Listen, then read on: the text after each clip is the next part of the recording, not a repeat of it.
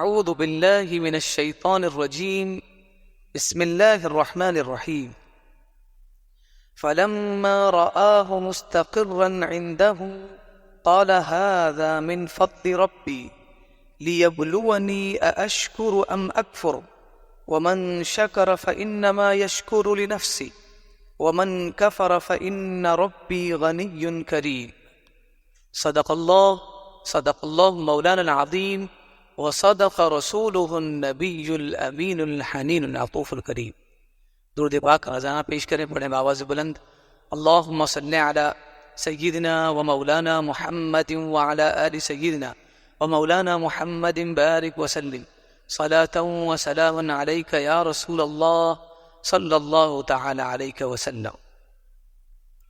اللہ تبارک و تعالی ارشاد فرماتا ہے قرآن مجید میں، فلما رآہ مستقرا، اور جب حضرت سلیمان علیہ السلام نے اس تخت کو اپنے سامنے حاضر دیکھا، قال، کہا، ھذا من فضل ربی، یہ میرے رب کا فضل ہے، لیبلونی، تاکہ وہ مجھے آزمائے، اشکر ام اکفر، کہ میں شکر ادا کرتا ہوں یا ناشکری کرتا ہوں، ومن شکر فانما یشکر لنفسہ، اور جس نے شکر ادا کیا تو اس نے اپنے لیے بنا لیا، ومن کفر فإن ربی غنی کریم، اور جس نے ناشکری کی تو اللہ اس سے بے نیاز ہے اور وہ سخی ہے، کریم ہے۔ یہ وہ واقعہ ہے حضرت سلیمان علیہ السلام کا، جب بلقیس کو آپ نے اپنی طرف بلایا، اسلام کی طرف بلایا، تو وہ وہاں سے نکلی۔ جب آپ کو پتہ چلا تو آپ نے سارے وزراء کو جمع کیا کہ ہم کیا کریں اس کے لیے۔ تو یہ طے پایا، حضرت سلیمان صاحب نے فرمایا کہ اس کا جو تخت ہے اس کے آنے سے پہلے حاضر ہے۔ تو ان میں جو بیٹھا ہوا تھا ان میں سے ایک شخص نے کہا کہ میں پلک جھپکتے اس کا تخت آپ کے پاس لا کر حاضر کر دوں گا، اور یہی ہوا بھی۔ تو جیسے ہی تخت حاضر ہوا ہے، حضرت سلیمان علیہ السلام نے فرمایا کہ یہ میرے لیے آزمائش ہے کہ جو میں نے چاہا اللہ نے حاضر کر دیا۔ تو آزمائش صرف کچھ دے کر لے کر نہیں ہوتی، بلکہ کبھی دے کر بھی ہوتی ہے۔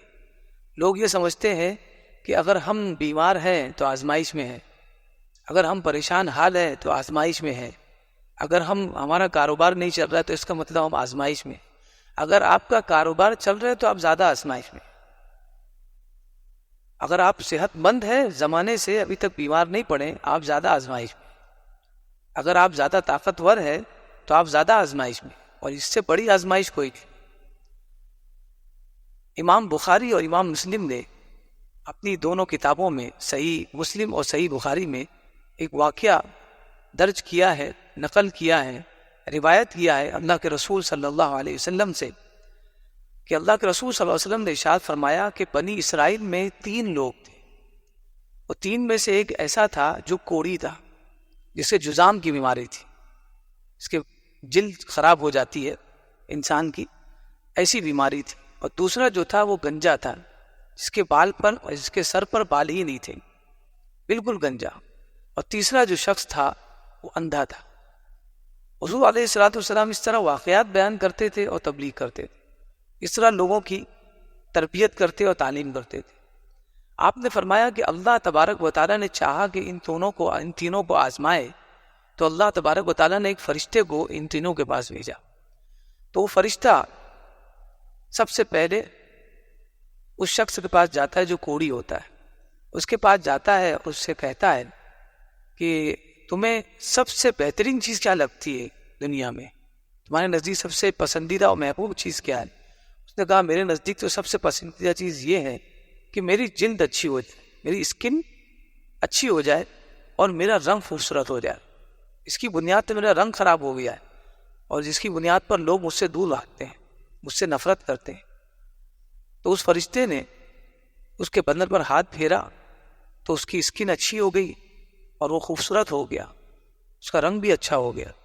پھر وہ فرشتے نے پوچھا کہ تمہیں معلوم نہیں سب سے اچھا مال کیا لگتا ہے؟ اس نے کہا کہ مجھے تو سب سے بہترین مال اونٹ لگتا ہے۔ اس وقت یہی سب کچھ مال ہوتا تھا۔ کہا کہ اونٹ بہت اچھا لگتا ہے۔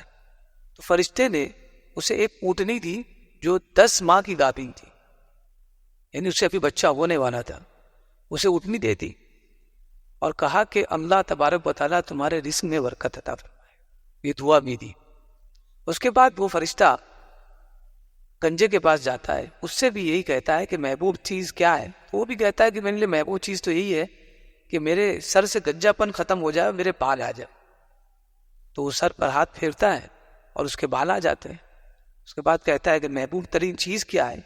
تو کہتا ہے کہ میرے نزدیک محبوب ترین چیز یہ ہے کہ مجھے بیل اور گائے میں انٹرسٹ ہے، یہ میرے نزدیک بہت سے محبوب چیز ہے، بہت ساری چیزیں یہ محبوب ہے۔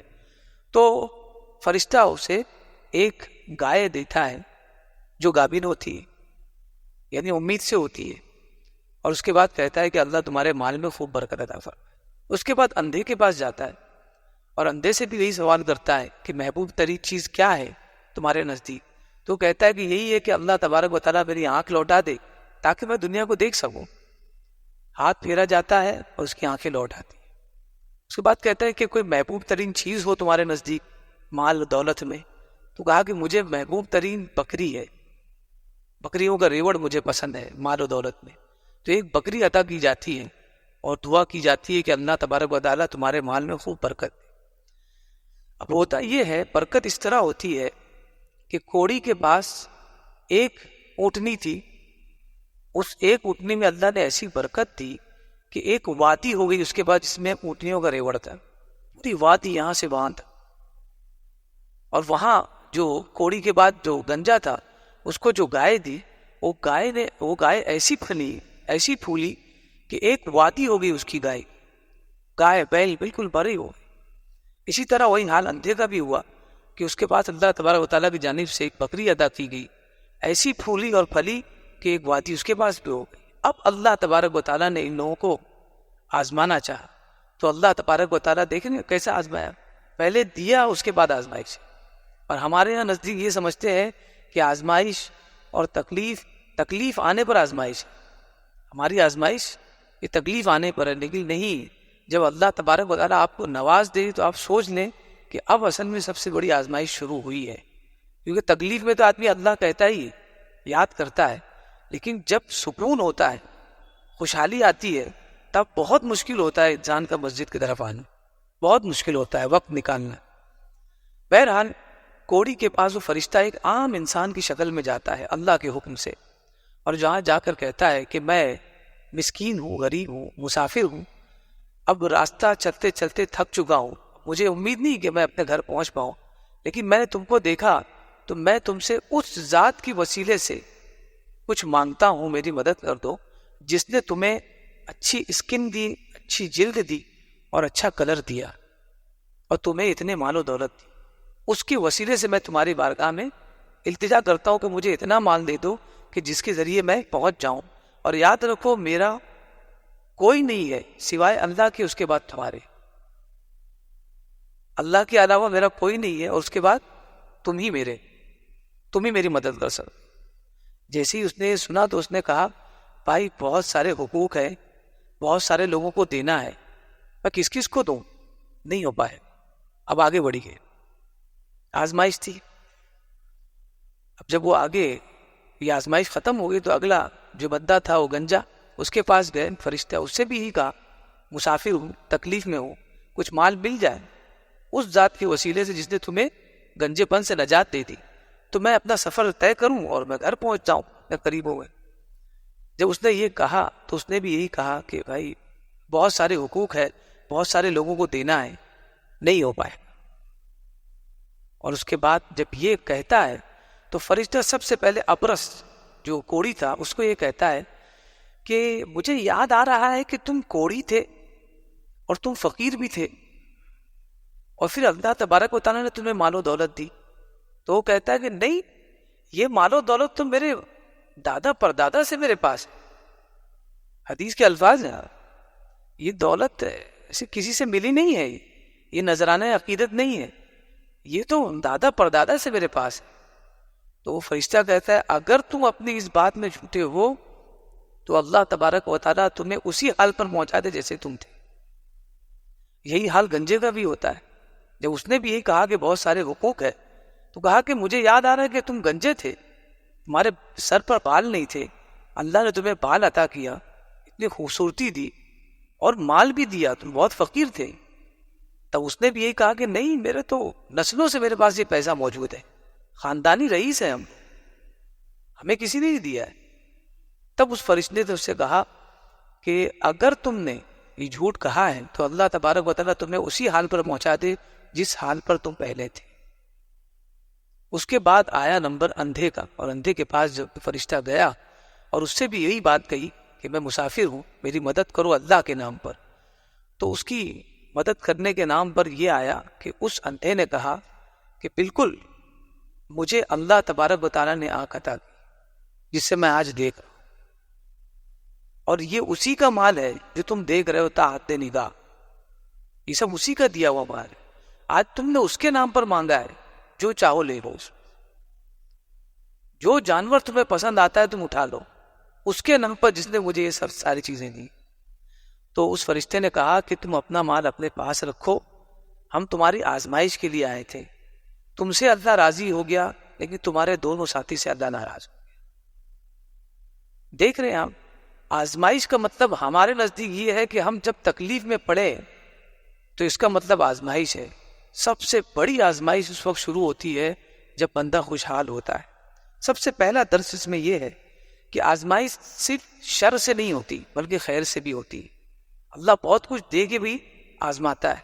بہت سارے ایسے جو بے اولاد ہیں، ہمیں لگتا ہے وہ آزمائش میں، آپ کو پتہ بھی نہیں کہ جن کی اولاد ہے وہ کتنی آزمائش میں، آپ کو نہیں پتہ ہے، وہ پریشان ہے اپنی اولاد سے، آزمائش میں. اور اگر بہت خوشحال ہے تو اس خوشحالی بھی اس کے لیے آزمائش ہے کہ اللہ نے تم کو 4 بیٹے دیے، بیٹیاں دی ہیں، تم نے ان کی مدد سے اپنے خاندان والوں کو کتنی مدد کی.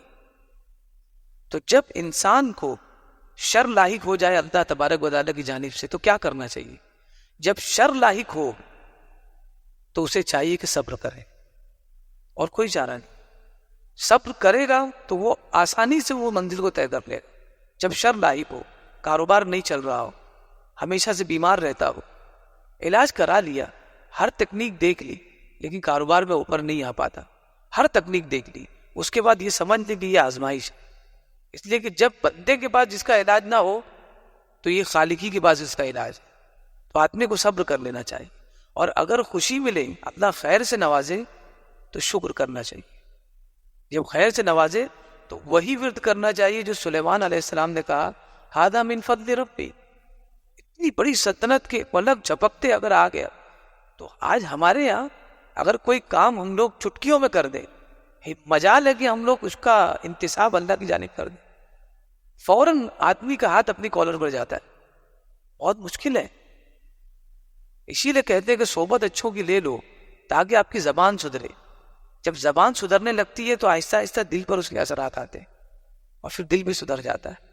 آج بہت مشکل ہے کہ آدمی کو ٹھوکر لگے تو وہ اللہ اکبر کہے.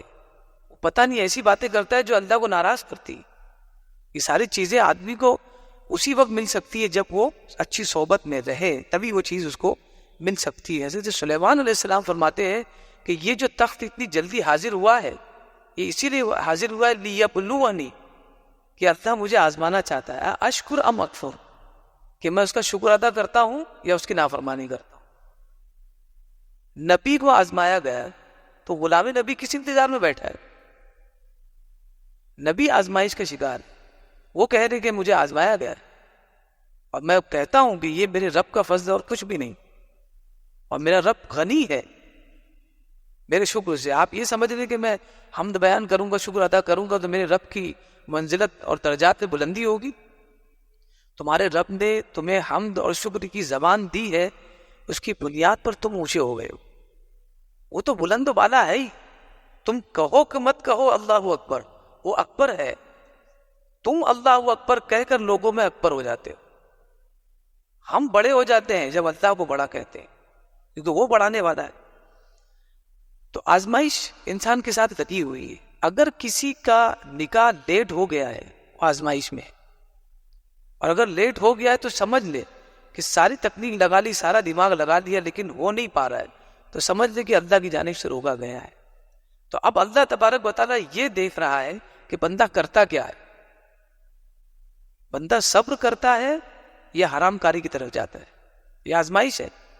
جب نکاح لیٹ ہو جائے تو بندے کے لیے آزمائش ہے. میں نے دیکھا ایسے لوگوں کو ہر چیز کی سہولت ہے, دنیا کی کون سی ایسی آسائش نہیں جو ان کے پاس نہیں, لیکن شادی کے لیے پریشان ہے. لڑکا ہے تو لڑکی نہیں مل رہی ہے, لڑکی ہے تو لڑکا نہیں مل رہا. ہر آسائش ہے. رابطے اور کانٹیکٹ دیکھیں گے تو آپ حیرت زدہ رہ جائیں گے. لیکن اللہ تبارک و تعالیٰ وہاں سے آزماتا ہے جہاں بندہ سوچ بھی نہیں سکتا ہے. بندہ سوچتا ہے کہ میں بہت پاورفل ہو گیا ہوں, میرے بہت رابطے ہیں. اللہ تبارک و تعالیٰ وہی اس کی نس دبا دیتا ہے اور وہ پھر حیرت زدہ ہو جاتا ہے کہ یار میں تو کیا تھا, آج کہاں میں لاچار ہو گیا. میں نے کئی لوگوں کے رشتے کرائے, آج میرے گھر میں کال پڑ گیا. یہ آزمائش ہے. اب دیکھتے ہیں کہ بندہ صبر کرتا ہے کہ حرام کاری کی طرف جاتا ہے. اور جب نکاح ہو جائے, اللہ تبارک و تعالیٰ نواز دے, اس کے بعد بھی آزمائش ختم نہیں ہوتی. اب دیکھا جائے کہ بچے ہوتے ہیں یا نہیں ہوتے. اگر بچے نہیں ہوتے ہیں تو دیکھا جائے گا, اللہ تبارک و تعالیٰ دیکھتا ہے کہ بندہ صبر کرتا ہے کہ جادوگروں کے چکر لگاتا ہے. ایسے لوگوں کے جن کے پاس بیٹھنا منع کیا گیا, جن سے پوچھنا, ان کی باتوں پر ایمان رکھنا منع کیا گیا, آدمی اپنے ایمان سے ہاتھ دھو دے. تو یہ آزمائش ہے کہ اب بندہ بیت خدا میں آتا ہے, خانہ خدا میں آتا ہے کہ شیطانوں کے پاس جاتا ہے. یہ آزمائش ہے. جو اس آزمائش میں نکل گیا وہ کامیاب ہے.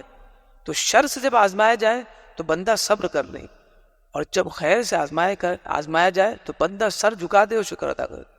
مولا میری کوئی وقت نہیں ہے, میرا کوئی دماغ نہیں ہے, میرے پاس نہ طاقت ہے, یہ سب تو دینے والا ہے. اور نہ میرے سے زیادہ طاقت رکھنے والے, میرے سے زیادہ دماغ رکھنے والے میرے اور بھی بھائی ہیں, لیکن ان کو تو نے نہیں دیا. تو اسے کرم سمجھو کہ آزمائش سمجھو, تو بہتر یہ کہ سر جھکا دو, کیونکہ یہ آزمائش ہی. حضرت زکریا علیہ السلام, آپ نے دعا کی سجدے میں کہ اے رب مجھے بیٹا عطا کر. یہ کب دعا ہوئی؟ بال سفید ہو گئے, کمر ٹیڑھی ہو گئی, اشتعل الرأس شیبا, بال سفید ہو گئے, کمر ٹیڑھی ہو گئی, وائف بوڑھی ہو گئی, اس وقت دعا کی. یعنی آپ سمجھ رہے, جب انسان ہر جگہ سے نا امید ہو جائے تو یہی جگہ ہے جہاں پر انسان کی امید کے دیے جاتے ہیں. اور آپ نے دعا کی, یہاں سجدے میں دعا کی, محراب میں جیسے ہی پہنچے اللہ تبارک و تعالیٰ نے خوشخبری سنائی, انا نبشرک بغلام اسمہ یحییٰ, ہم تمہیں ایک بچے کی خوشخبری سناتے ہیں جس کا نام کرن بھی ابھی سے کر دیا, اس کا نام یحییٰ رہے, اور ایسا نام دے رہے کہ ابھی تک کسی نے نہیں رکھا ہے. تو ہم وہ قوم ہے کہ جو سجدے میں دعا کرتے ہیں اور محراب میں مل جاتا ہے, محراب تک پہنچنے تک مل جاتا ہے. جس کا رب قریب ہو وہ پھر بندوں کے قریب جا کے کیا کرے گا؟ وہی جادوگروں کے چکر کیوں لگائے گا جس کا رب قریب. ایک صحابی رسول نے اللہ کے رسول صلی اللہ علیہ وسلم کی بارگاہ میں عرض کی, یا رسول اللہ کہ ہمارا رب قریب ہے کہ ہم اس سے سرگوشی کریں یا دور ہے کہ آواز سے پکارے؟ کیا کریں ہم؟ آہستہ آہستہ دعا کریں یا خوب تیز سے چلائیں؟ اللہ تبارک و تعالیٰ نے ارشاد فرمایا اپنے نبی سے, انی قریب, کہہ دو میرے بندے سے کہ میں قریب, اجیب دعوت الداعی اذا دعان, جب بھی بندہ مجھے سچے دل سے پکارتا ہے میں اس کی دعا قبول کرتا ہوں. وہ بندہ جب پکارتا ہے میں ڈائریکٹ سنتا ہوں. آیت کریمہ میں حضور کا بھی ذکر نہیں کہ آپ کہہ دے, کہا کہ جب بھی میرے بارے میں پوچھے, اذا سألک عبادی عنی فإنی قریب, جب بندے میرے بارے میں پوچھے تو میں قریب ہے. اگر آپ ان کو بولیں گے تو وقت ہو جائے گا, میں قریب ہے. باقی جتنی آیتیں آپ دیکھ لیں کہ یسألونک عن الخمر والمیسر فقل فیہما اثم کبیر, تو آپ کہہ دیں کہ اس پہ گناہ ہے, شراب میں جوئے میں گناہ ہے. لیکن جب بات آئی کہ بندے جب میرے بارے میں پوچھے فإنی قریب, وہ یہاں آواز لگی اور میں وہاں سے جاؤ, یہ قریب ہے اللہ تبارک و تعالیٰ. تو ہم اس امت میں. دوسرا درس یہ ہے کہ بخالت صرف مال میں نہیں ہوتی. لوگ سمجھتے ہیں کہ جو انسان مال رکھ کر بھی نہیں دیتا ہے وہ بخیل ہے, تو یہ بالکل بخیل ہے. اور سب سے بڑی بخالت یہ ہے کہ مال ہو اور نہ دے, ضرورت مند اس کے پاس آئے نہ دے, اس کی بہن غریب ہو, اس کا بھائی غریب ہے, اس کے گرد پڑوسی سسک رہے, لیکن اس کے جیب سے مال نہ نکلتا ہو جو کہ ضرورت سے زیادہ ہے، سب سے بڑا بخیل ہے وہ۔ لیکن صرف مال میں بخل کرنے والا بخیل نہیں ہوتا ہے، بلکہ آپ کے پاس کوئی ایڈوائز ہے، جس ایڈوائز کو اگر کسی کو آپ نے دیا تو اس کا کام بن جائے گا، لیکن آپ نہیں دے رہے، بخیل ہے۔ آپ کے پاس ہے رائے، اگر رائے دے دی تو اس کا کام بن جائے گا، اس کا کاروبار کہاں سے کہاں نکل جائے گا، اس کی زندگی سدھر جائے گی۔ کسی کے پاس یہ طاقت ہے کہ میاں بیوی کے درمیان جھگڑا ہو گیا ہے تو وہ اگر چاہے تو 2 منٹ میں ان کے درمیان صلح کروا دے، لیکن اگر نہیں کرتا ہے، بخیل ہے وہ، بہت بڑا بخیل ہے۔ کسی نے دیکھا کہ کوئی بوڑھی عورت ہے، کوئی بوڑھا شخص ہے جو سامان نہیں اٹھا پا رہا، طاقت ہے کہ وہ 2 منٹ میں اسے اٹھا لے اور کچھ دیر میں اسے گھر پہنچا دے، لیکن نہیں کر رہا ہے، بس دیکھ رہا ہے تماشا، بخیل ہے وہ۔ تو جو نعمت اللہ نے آپ کو دی ہے، اگر وہ آپ لوگوں تک نہیں لٹاتے، آپ بخیل ہیں۔ وہ یہ کہیں گے کہ بھائی میں تو بخیل نہیں ہوں، بخیل ہیں آپ۔ صرف مال نہ لٹانے والا بخیل نہیں ہوتا، جو نعمتیں اللہ نے آپ کو دی، اگر اس میں آپ نے بخل کیا، آپ بخیل ہیں۔ جب محمد الرسول اللہ صلی اللہ علیہ وسلم کا ذکر آئے اور کوئی ان پر درود نہ بھیجے، بخیل ہیں۔ بخل کی بھی الگ الگ قسم، یہ سب بخالت ہے۔ انسان صرف مال کو لے کر بیٹھے ہوئے۔ ابرس جو کوڑی تھا، اس کا معاملہ کیا ہوا کہ کوڑی کو اللہ تبارک و تعالیٰ نے ایک اونٹنی عطا کی، اور ایک اونٹنی پوری وادی میں بدل گئی، رکھنے کو جگہ نہیں تھی، اور مانگا کتنا؟ ایک دیا تھا، ایک مانگا تھا، اور دیا تھا اپنی مرضی سے، اونٹنی دی تھی 10 ماہ کی گاپی کہ اسے پھلے گی، اور مانگا تھا کہ جو چاہو تم دے دو، چاہے اونٹ دے دو جو پھلے نہ پھولے، اونٹ ہی دے دو، لیکن نہیں دیا۔ دیکھ رہے ہیں آپ، یہ ڈیسیجن اس کے ہاتھ میں تھا۔ اگر وہ دے دیتا تو بہت پھلتا پھولتا، نہیں دیا، اللہ نے سارے اونٹ ضبط کر لیے، ختم ہو گیا۔ بھائی جو سیکنڈوں میں آپ کو مالدار بنا سکتا ہے، سیکنڈ میں آپ کو زمین پہ بھی لا سکتا ہے، اس کو بھول کے آپ اوپر کبھی بھی نہیں جا سکتے۔ وہی حال گنجے کا بھی ہوا، کتنا پوری وادی بھری ہوئی ہے بیل اور گائے سے، ایک بیل نہیں دینے کی بنیاد پر کیا بھگتان ہوا، سارے کے سارے اللہ نے دے دیے۔ تو یہ آزمائش ہے، اگر اس کو انسان سمجھ لے۔ اور وہی اندھے کا معاملہ یہ ہے کہ ایک مانگا کہا جو چاہو لے لو، جیسا چاہو لے لو، اس نے دیا ہے، مجھے یاد ہے۔ تو جو اپنے ماضی کو نہیں بھولتا کہ میں کیا تھا، آج کیا ہوں، تو اللہ تبارک و تعالیٰ اسے آگے بھی اتنا دیتا ہے کہ لوگ اس کا ماضی بھول جاتے ہیں کہ کبھی یہ غریب تھا، یہ کبھی پریشان حال تھا۔ اس طرح اللہ تبارک و تعالیٰ نوازنے والا ہے۔ اور یاد رکھیں کہ ہم ہمیشہ اس کے سرویلنس میں ہیں، اور ہماری زندگی ڈیسیجن پر ڈیپینڈ ہے۔ ہمارے ڈیسیجن ہی ہمیں برکت دیتے ہیں، اور بے برکتی ہمارے ڈیسیجن سے آتی ہے۔ اس لیے ڈیسیجن لینے کے ٹائم سوچ لیں کہ ہم کیا ڈیسیجن لے رہے ہیں۔ تیسرا درس یہ ہے کہ صرف اور صرف مال کا زیادہ ہونا، اس کا مطلب یہ نہیں کہ اللہ ہم سے محبت کر رہا ہے۔ یہ دلیل نہیں ہے کہ اللہ ہم سے محبت کر رہا ہے کہ ہمارے پاس مال بہت زیادہ ہے۔ اگر ایسا ہے تو حضرت سلیمان علیہ السلام کو اللہ تبارک و تعالیٰ نے دنیا کی ہر نعمت دی۔ یہی حال نمرود کا بھی تھا، یہی حال فرعون کا بھی تھا، یہی حال قارون کا بھی تھا۔ کیا کہو گے؟ نعمت میں سب برابر ہے، ایک نبی ہے، ایک شقی ہے، ایک خوش بخت ہے، ایک بدبخت ہے۔ جس نے شکر کیا اللہ نے اس کا ذکر کر دیا قرآن، اور جس نے بخل کیا، قارون نے بخل کیا، سامان سمیت اسے دسا دیا گیا۔ کیا فائدہ اس مال کا؟ تو یہ بہت اہم چیز ہے کہ اس سے آپ اگر خوشحال ہیں تو یہ سمجھے کہ میں اللہ تبارک و تعالیٰ مجھ سے خوش ہے۔ آپ اگر تنگ حال ہیں تو یہ سوچ رہے کہ اللہ ناراض ہے، بالکل نہیں۔ اللہ تبارک و تعالیٰ کی آپ نے نافرمانی نہیں کی ہے اور آپ تنگی کا شکار ہیں تو سمجھ لیں آزمائش میں۔ اور اگر آپ نے نافرمانی کی ہے اور صرف تنگی میں اللہ نے رکھا ہے تو یہ بھی اس کی رحمت ہے کہ تنگی دی، ورنہ تم کو صاف کرنے میں کتنا وقت لگے۔ کرم ہے کہ وہ تنگی میں لگاتا ہے تاکہ بندہ توبہ کر لے، ورنہ اس کو کیا پڑے گی کہ وہ توبہ کرے، لیکن وہ تنگی میں لگا دیتا ہے۔ سلیمان علیہ السلام کا معاملہ، ملوک الروم، روم اور فارس کے بادشاہ سونے کی چمچ سے کھاتے تھے، حریر اور ریشم پر سوتے تھے، اور وہیں پر خیر الخلق رسول اللہ صلی اللہ علیہ وسلم ایسے بستر پر سو رہے ہیں کہ جب اٹھتے تھے تو نشانات آتے تھے. 2 3 دن تک گھر میں چولہا نہیں جگتا تھا.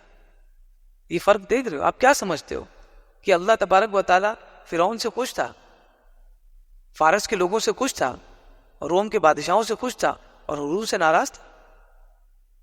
حضور نے تو فرمایا کہ لوگ مقابلہ کر رہے مالداری میں. حضور نے فرمایا الفقر فخری. حضور نے فرمایا الفقر فخری، کسی کا مال ہونا، مالدار ہونا اس کے لیے فخر کی بات ہوگی. حضور نے فرمایا میرا فقر، میری غریبی میرا فخر ہے. محمد جیسا کوئی فقیر دکھائے، اور یہ فقیر کسی اور کا نہیں بلکہ اللہ کا ہے. ایسی آزمائش سے گزرے کہ کوئی نہیں گزر سکتا اس آزمائش کے ساتھ. لیکن اسی لیے بتایا کہ جب اللہ عطا کرے پھر شکر ادا کرو، اور جب اللہ روک دے صبر کرو.